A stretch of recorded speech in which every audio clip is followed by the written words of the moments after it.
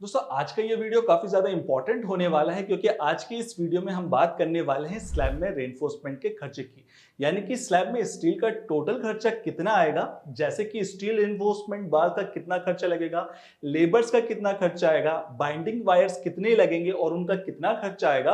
और इसमें हम एक एग्जाम्पल के तौर पे 1000 स्क्वायर फीट स्लैब का एरिया लेकर चलेंगे, जिससे आपको क्लियर हो जाएगा कि आपकी छत के स्लैब में स्टील रेनफोर्समेंट बार का सारा खर्चा कितने तक आ सकता है। तो अगर आप भी अपना घर बनवाने वाले हैं या अपनी स्लैब बनवाने वाले हैं तो आपको इसके बारे में जरूर पता होना चाहिए, ताकि आप भी अपनी छत के लिए सही क्वांटिटी ऑर्डर कर सके। और अगर आपको ये चीजें नहीं पता होंगी तो आपके स्टील कम या ज्यादा पड़ सकता है, जिससे आपको काफी ज्यादा परेशानी हो सकती है। इसलिए आपको ये सारी चीजें जरूर पता होना चाहिए। ये बहुत जरूरी वीडियो होने वाली है और इस वीडियो में आखिर तक बने रहिएगा। तो दोस्तों, मैं हूं अहमद हुसैन, चलते हैं इस वीडियो में।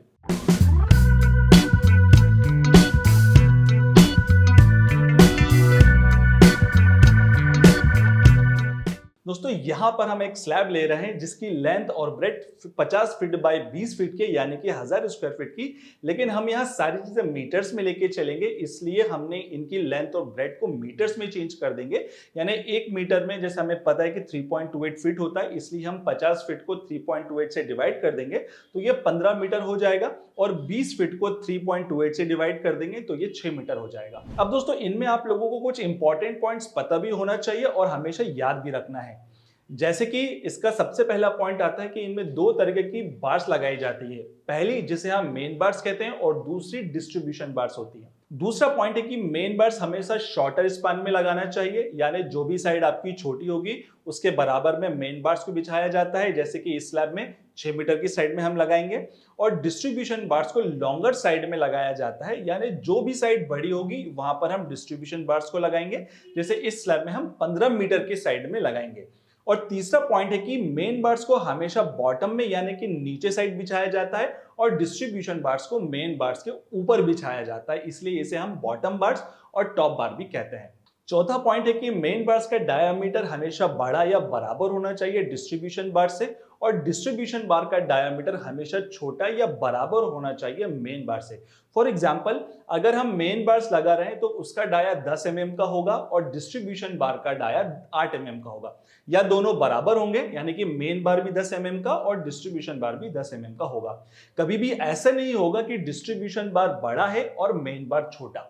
ठीक है, तो इस बात का हमेशा ख्याल रखिएगा। पांचवा और आखिरी पॉइंट स्पेसिंग से रिलेटेड है कि हमेशा मेन बार की स्पेसिंग कम या बराबर होगी डिस्ट्रीब्यूशन बार की स्पेसिंग से, और डिस्ट्रीब्यूशन बार की स्पेसिंग ज्यादा या बराबर होगी मेन बार की स्पेसिंग से।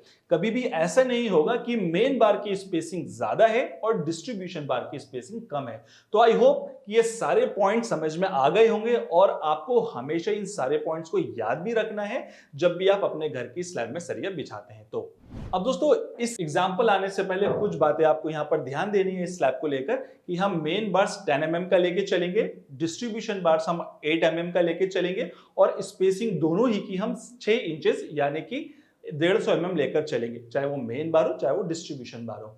अब हम देखते हैं कि हमारी 1000 स्क्वायर फीट की एरिया की स्लैब में कितना रेनफोर्समेंट लगेगा। तो सबसे पहले हम मेन बार्स की क्वांटिटी निकालते हैं कि शॉर्टर स्पान में कितनी लगेगी, और इसे कैलकुलेट करने के लिए हमें एक फॉर्मूले की जरूरत पड़ेगी, जो कि है length of slab divided by spacing और +1। तो अब आपको एक बात समझनी होगी कि आपका मेन बार लगेगा तो शॉर्टर स्पान में, पर बिछेगा पूरी लेंथ में यानी कि लॉन्गर स्पान में। तो इसलिए हम स्लैब की लेंथ 15 मीटर कंसिडर करेंगे, जो कि है 15 मीटर डिवाइडेड बाय 0.15 और +1, यानी कि आपकी जो बार्स आएंगी वो 101 बार्स आपकी आ जाएंगी, जो कि आपकी 15 मीटर की डिस्टेंस पे लगेंगी। अब इसी तरह से हम डिस्ट्रीब्यूशन बार्स निकाल लेंगे, यानी कि width of slab divided by spacing और +1 करेंगे, तो ये हो जाएगा 6 मीटर्स डिवाइडेड बाय 0.15 +1, जो कि आपकी 41 नंबर्स आ जाएगी।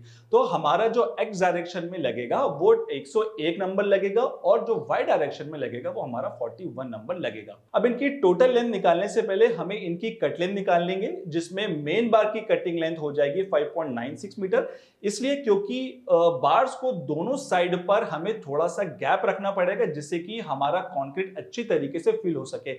इसे हम कंक्रीट कवर या क्लियर कवर कहते हैं। नॉर्मली स्लैब में हम दोनों साइड 20 mm से 25 mm का कवर रखते हैं, तो दोनों साइड जब हम 20 mm का कवर माइनस करेंगे तो हमारी जो लेंथ है वो 5.96 मीटर हो जाएगी। और अगर मेन बार की टोटल लेंथ निकाले तो ये हो जाएगा number of bars multiply by cutting length of bars, यानी कि 101 मल्टीप्लाई बाय 5.96, तो 601 यानी कि 601 मीटर्स हो जाएगी। तो ये हमारी मेन बार की टोटल लेंथ हो जाएगी। अब इसी तरह से डिस्ट्रीब्यूशन बार की भी टोटल लेंथ निकाल लेंगे, जिसमें डिस्ट्रीब्यूशन बार की कटिंग लेंथ निकालेंगे, दोनों साइड कवर माइनस करने के बाद 14.96 मीटर हो जाएगी। और अगर इनकी टोटल लेंथ निकालें तो ये हो जाएगा number of bars multiply by cutting length of बार, यानी कि 41 मल्टीप्लाई बाय 14.96, तो ये मेरी 613 मीटर हमारे डिस्ट्रीब्यूशन बार की टोटल लेंथ हो जाएगी। तो अब हम इनका टोटल वेट निकालेंगे। देखिए, अब जो हमारा 10 mm का बार का जो यूनिट वेट होता है वो 0.617 kg पर मीटर होता है।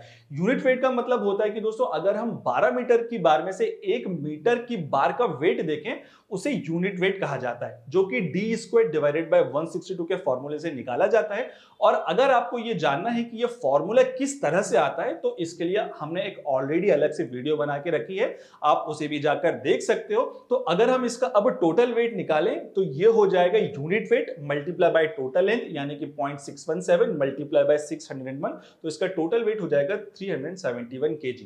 और इसी तरह से 8 mm के बार का भी टोटल वेट निकाल लेंगे, जो हो जाएगा अगेन उसी तरह से unit weight multiply by total length.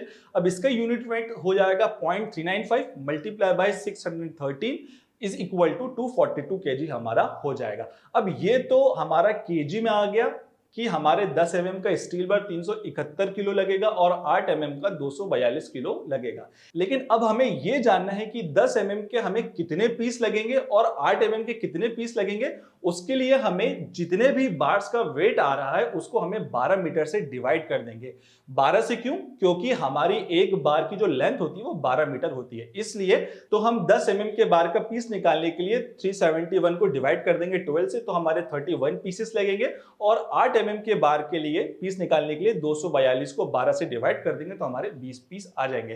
तो आपको अपने स्लैब के लिए 31 बार्स 10 mm के मंगाना है और 20 पीस 8 mm के मंगवाना है। तो अब हम इसके रेट की बात करें तो हम डायरेक्ट टाटा की साइट पर चलते हैं और लाइव रेट देखते हैं। दोस्तों जैसे कि आप देख रहे हो यहाँ पर हम जो टाटा स्टील की जो हमारी वेबसाइट है उसमें जो हमारे अपडेटेड रेट जो स्टील रेनफोर्समेंट के चल रहे हैं वो कितने लगेंगे हमारे 1000 स्क्वायर फीट के लिए।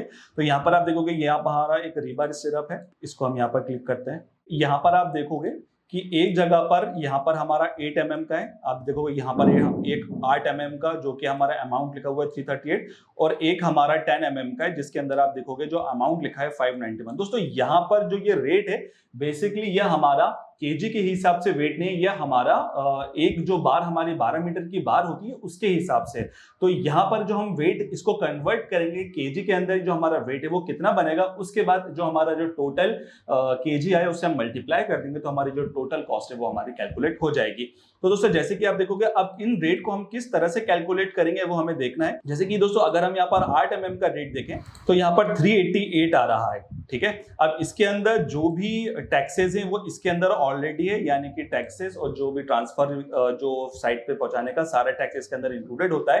तो इसके अंदर दोस्तों हमें सबसे पहले इसको कन्वर्ट करना है कि हमें किस तरह से कन्वर्ट करेंगे। तो दोस्तों यहाँ पर आपको सबसे पहले पता होना चाहिए कि जो हमारा 8 mm का जो हमारा बार है उसमें 12 मीटर की जो बार का जो वेट है वो हमारा कितना होगा, ठीक है। अब इसका अगर हम वेट करेंगे तो हमको जैसा हमने देखा है कि इसका जो यूनिट वेट होता है वो हमारा 0.395 होता है, और अगर हम मल्टीप्लाई में 12 इसको हम मल्टीप्लाई करते हैं यानी कि 12 मीटर का, यानी कि एक बार का हम अगर वेट निकालते हैं वो हमारा कितना आता है वो हम देखते हैं। तो ये हमारा जो वेट है ये हमारा कितना आ जाएगा, ये हमारा आ जाता है 4.74 केजी हमारा वेट हो जाता है, ठीक है। तो अगर हम इसका अगर हम पर केजी वेट निकालें तो हमारा कितना है, तो सिंपली हमें क्या करना होगा कि जो हमें यहाँ पर रेट दिया हुआ है यानी कि 338 का जो रेट दिया हुआ है इसे हम डिवाइड कर देंगे 4.74 से। तो 388 डिवाइडेड बाय 4.74 से डिवाइड करेंगे तो ये हमारा आप देखोगे यानी कि 81 0.85 रुपीज यहाँ पर हो जाएगा। यानी कि आप देखोगे तकरीबन यहाँ पर हमारा जो 8 mm का जो वेट आएगा, 8 mm का 1 kg का, वो हमारा 82 रुपीज यहाँ पर हमारा वेट आ जाएगा। जो भी हमारा वेट होगा उससे हम यहाँ पर मल्टीप्लाई कर देंगे तो हमारा यहाँ पर चीजें आ जाएंगी। अब उसी तरीके से यहाँ पर हम 10 mm का भी निकाल लेते हैं। तो दोस्तों जैसे कि यहाँ पर आप देखोगे 10 mm का जो हमें वेट दे रखा है वो हमें 591 रुपीज यहाँ पर हमें दे रखा है। तो सिंपली वही चीज हमें यहाँ पर करनी जो हमने 8 mm के लिए करी थी। तो 10 mm के लिए हमें 12 मीटर का वेट निकालना है बार का। तो हमारा जो वेट होता है यूनिट में वो 0.617 होता है, मल्टीप्लाई में हम 12 कर देंगे तो इसका एक बार का जो हमारा वेट है वो हमारा कितना आ जाएगा, ये हमारा आ जाएगा 7.404।